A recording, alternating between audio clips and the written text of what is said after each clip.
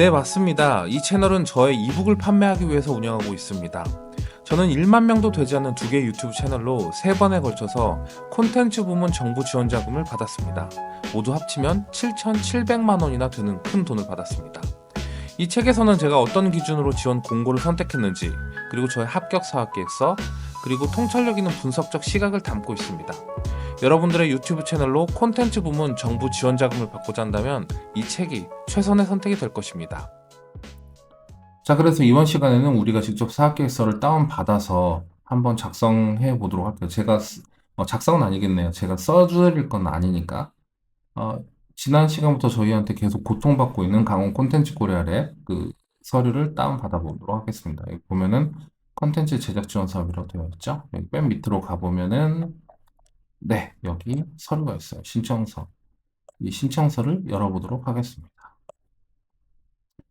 신청서 작성 요령이 이렇게 나와 있고요. 보면 페이지 제한이 여기엔 나와 있지 않아요. 그래서 보통 이제 페이지 제한이 있으니까 그런 것들 좀 잘 맞추시고요. 그리고 제출 서류 보면은 엄청나게 많죠. 그래서 여러분들 미리 준비해야 돼요. 미리. 여기서 말하는 미리라는 거는 지원 공고가 뜨자마자 준비해야 된다가 아니라 작년 거 서류를 다운받아서 아직 채용 공고가 그 공고가 나오기 전에 작년 거 서류로 미리 서류 같은 거를 최대한 작성을 해놓고 그 다음에 올해 써야 된다. 그 말씀이에요. 안 그러면 이 많은 것들을 한꺼번에 다 맞추기가 너무나 힘이 듭니다. 그렇습니다. 사람이 시간적 여유가 있어야 이 뭐랄까 퀄리티가 높아져요. 그렇죠? 그러니까 여러분들이 시간적 여유를 가지고 미리 해야 된다. 그리고 여기 수행기업 속에서는 여러분들입니다. 돈을 받아서 쓰는 사람은 수행기업이라고 하고요. 그 돈으로 이제 외주를 줄 거 아니에요. 그럼 외주 기업이 이제 컨소시엄이라든지 참가 기업이라고 보시면 됩니다. 그리고 발표 자료, 이 서류 말고 발표 자료는 20페이지 정도 된다고 하네요. 자, 신청서를 직접 볼게요. 전체적으로 보면은 여기가 신청서 한 페이지, 그리고 기업 소개서, 그리고 수행 계획서가 2페이지 이렇게 됩니다. 이게 메인이 되겠죠? 그래도 앞에서부터 보면은 지원 신청서 여기 선택을 하게 되어 있어요. 스타트업 선택을 할 거고, 지원 분야에서 만화, 캐릭터, 애니메이션, 음악, 게임, 1인 미디어, 실감 콘텐츠 이렇게 되어 있는데, 여기서 제가 계속 말하는 거예요. 뭐냐면 여러분들이 아무리 유튜브라고 하더라도 굳이 1인 미디어라고 체크할 필요가 없단 말이에요. 만약에 여러분들이 유튜브를 하는데, 그 유튜브에서 애니메이션을 이용해서 AI 목소리를 한다. 그러면 굳이 1인 미디어로 체크하지 말고, 애니메이션을 체크하라는 거예요. 또는 캐릭터를 체크하라든지. 그랬을 때 여러분들한테 훨씬 더 유리해져요. 어떤 부분이 유리해지냐? 지난번에 말씀드렸죠. 여러분들이 애니메이션으로 체크하는 순간 여러분들이 갖고 있는 유튜브 채널은 하나의 훌륭한 뭐랄까 시장조사 자료가 되는 거예요. 아, 이 애니메이션은 소비자들에게 어필하기 위해서 유튜브로 일단 보여줬는데 이렇게 반응이 좋았다. 이런 어떤 근거 자료가 된단 말이에요. 그러니까 1인 미디어로 쓸 때보다 애니메이션으로 쓸 때가 더 유리할 수 있다라는 거예요. 그죠?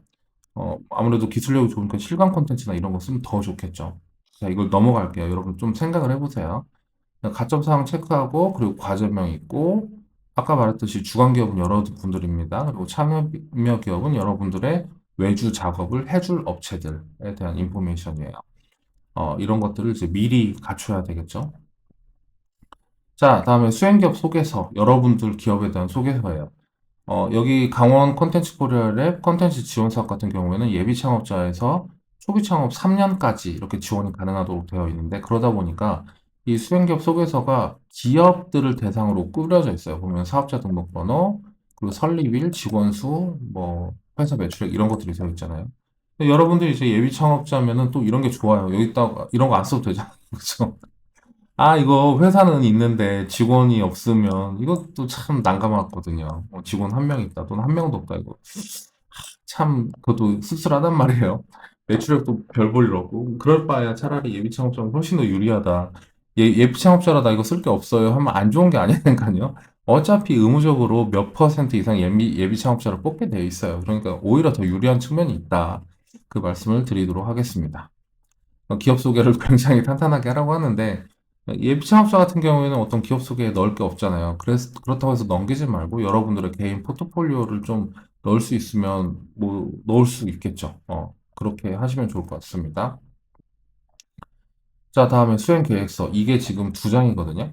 그래서 이거를 이제 늘려서 쓰면 되는 겁니다. 이거를 이제 두 장만 해서 쓰는 게 아니라, 여기 보면은 과제명, 컨텐츠명, 컨텐츠 소개, 여기가 제 생각엔 한 페이지 내지 두 페이지 정도 될 것 같거든요. 이런 식으로 늘려서 쓰면은, 저 같은 경우에는 한 10페이지에서 12페이지 이 정도 만들어질 것 같아요. 요 정도 양이면은.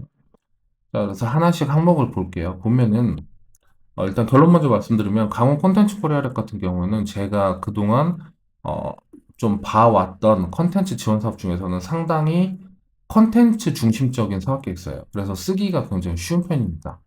이게 무슨 말이냐면 어, 이제 중기청에서 나오는 예비 창업 패키지라든지 뭐 이런 중기청에서 나오는 사업 같은 경우에는 창업진흥원이라는 데가 일괄적으로 사업 계획서를 관리를 해요. 그러다 보니까 서류가 동일하거든요.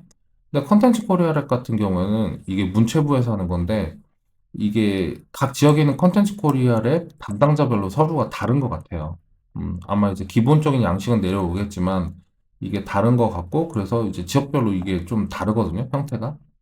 그러다 보니까 그 지역이 얼만큼 이 컨텐츠 지원 사업에 대한 어떤 깊이가 있느냐가 저는 좀 서류를 보면서 느껴지더라고요. 주로 어떻게 차이가 있냐? 여기 같은 경우에는 전반적으로 다 컨텐츠에 대한 내용이거든요. 과제명 컨텐츠명, 컨텐츠 소개, 컨텐츠 협일성, 참여 인력, 목적 및 필요성 다 컨텐츠에 대한 얘기잖아요. 이게 맞아요. 근데 이제, 어떤 게 문제가 되냐면, 이제 그 여기 담당자가 중기청 사업을 하다가 오신 분들이 계세요. 그런 분들은 컨텐츠에 대해서 좀 명확하게 인지를 못하고, 그냥 중기청이니까 비즈니스적인 사업계획서 양식이 써 있거든요. 그러면 이제 비즈니스 사업계획서에 약간 형식적으로 컨텐츠 얘기가 살짝 들어간 형태의 그런 사업계획서 양식이 있는 경우가 많이 있어요. 그러면 어떻게 되냐? 여기에 뜬금없이 비즈니스 모델, 수익화 전략, 뭐 이런 것들이 써 있단 말이에요. 근데 이게 되게 애매해요. 이게 왜 그러냐면 제가 여러분들이 이해하기 쉽게 좀 말씀드리면 컨텐츠가 유명하면 사실 뭘 팔아도 안 팔리겠어요? 안 그래요? 그렇잖아요. 뭐 라바 같은 경우에는 너무나 유명하니까 거기서 뭐 인형을 팔아도 잘 될 거고 신발을 팔아도 잘 될 거고 다 잘 팔리겠죠. 그러니까 컨텐츠를 만들 때 비즈니스 전략을 쓴다라는 게 좀 이상해요. 사실 컨텐츠는 일단 알리는 거, 어떻게 알릴 수 있냐, 어떻게 내 컨텐츠가 소비자에게 접근할 수 있냐. 그러니까 비즈니스를 빼고 그 부분에 집중해서 사업계획서가 만들어지는 게 맞는 거고 그게 있는 상태에서 비즈니스 전략은 따로 가는 거죠. 사실 그렇게 가는 게 맞거든요. 근데 이제 그거를 모르는 담당자들이 대부분이죠. 왜냐면은 아까 말했듯이 중기청 사업을 하다가 이쪽으로 컨텐츠 하시는 분들 같은 경우는 전혀 모르는 거죠. 네, 처음 말씀드렸듯이 여기 담당자 같은 경우에는 컨텐츠 얘기 위주로만 써 있는 거 보니 컨텐츠 쪽으로 좀 잘 알거나 아니면은 강원 컨텐츠 코리아 랩이 컨텐츠 쪽에서 좀 노하우가 많이 쌓여서 일 수도 있어요. 좀 이런 걸 보면 난 뭘 느껴지냐면은 이 심사위원도 컨텐츠에 대해서 좀 어떤 지식이 있는 분들이 심사를 하시는 경우일 것 같다. 그런 생각이 듭니다. 이것도 편견일 수도 있는데요. 이렇게 말씀을 드리는 이유가 컨텐츠를 심사하는데 너무 비즈니스적인 분을 모셔오는 경우가 되게 많아요. 그래서 그 심사위원이 컨텐츠에 대한 제대로 이해를 못하는 경우가 되게 많습니다. 그래서 이렇게 말씀을 드리는 거예요. 그래서 이런 것들도 여러분들이 이제 좀 여러 가지 뭐 담당자 성향이라든지 사업계획서 보면서도 파악을 할 수 있다. 이런 내용이고 너무 좀 길었으니까 빨리 넘어갈게요.